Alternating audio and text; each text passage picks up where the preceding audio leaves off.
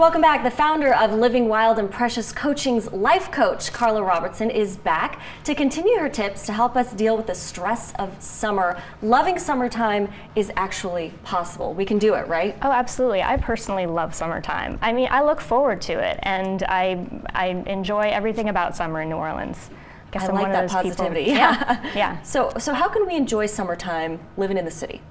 Well, one of the favorite things I love to do in summer is some kind of a staycation, some kind of way of being a tourist in my own town, because we are a tourist destination, and so many people love to come here and see all the sights. And sometimes when we live here, we don't take advantage of all of those great things the city has to offer. And especially in summertime, there's so many amazing like promotions that restaurants have, and hotels and pools. And so if you just start like looking around, you can find all kinds of fun things to do. And you can, if you prefer to be inside, there's so many air-conditioned places that you can spend your time. But really, you know, people when they're on vacation, they're letting go of their stress. You know, they're taking time off. And so if you live here and you want to give yourself a little bit of a time off, you can do a little tiny mini vacation.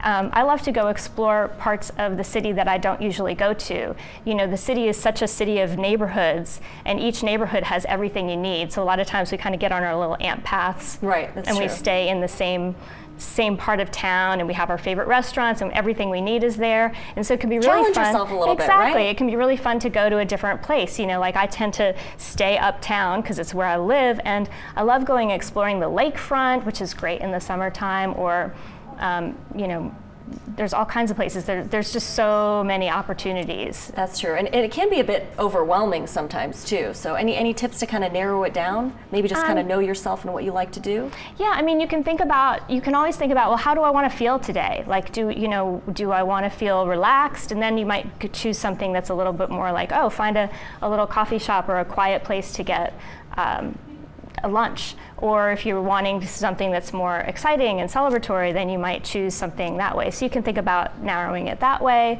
Or, you know, a lot of it is just asking yourself, what do I want right now? Sure. And it's amazing how much we forget to do that.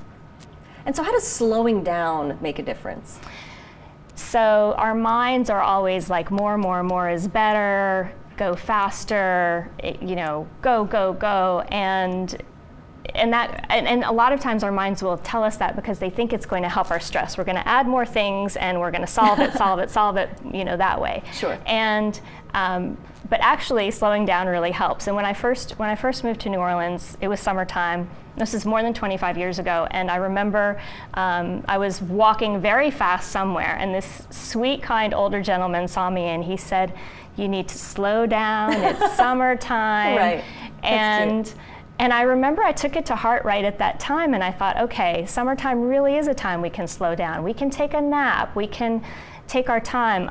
I like to bicycle even in the summer. You get a breeze. You don't have to get in your hot car, which is like an oven, you know, and or just strolling slowly. I think it's a great time of year to think about, okay, how can I slow down a little bit? Sure. And it's sort of forced slowing down, right? I mean, Correct. It's so hot out there. Exactly. So take your time, go a little slower. Right, and drink water. Definitely.